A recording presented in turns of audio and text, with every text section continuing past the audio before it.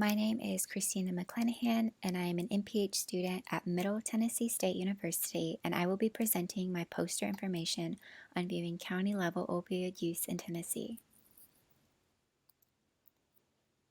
Tennessee has faced epidemic levels of addiction, overdoses, and deaths due to prescription abuse of opioids.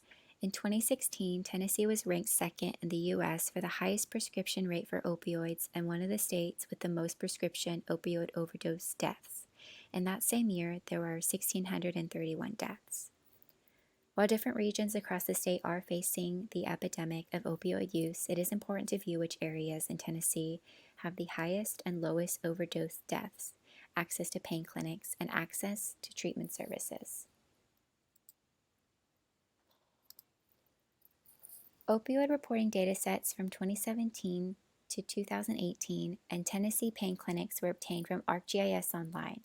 Pill counts and rates per county were obtained from the Tennessee Geographic Alliance, and reported opioid overdose deaths and opioid treatment services under the Substance Abuse Prevention and Treatment Block Grant were provided through the Tennessee Department of Health. Data gathered were geocoded and mapped in ArcGIS to identify areas of the state where opioid use is highest and lowest. When gathering information for licensed pain clinics, the data did not include all pharmacies or drugstores with pharmacies inside. It was also adjusted selecting active clinics during that year.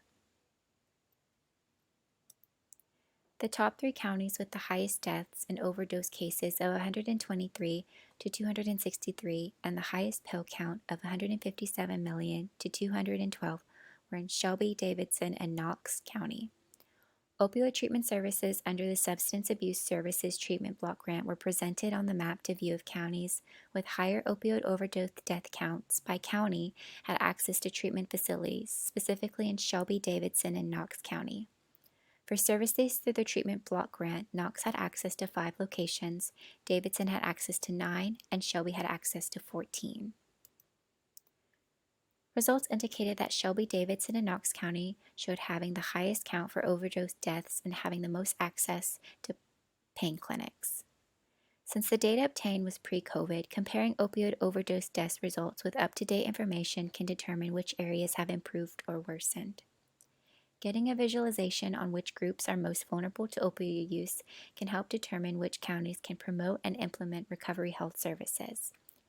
Community-based interventions can also be planned to ensure substance use education and resources are accessible to the community.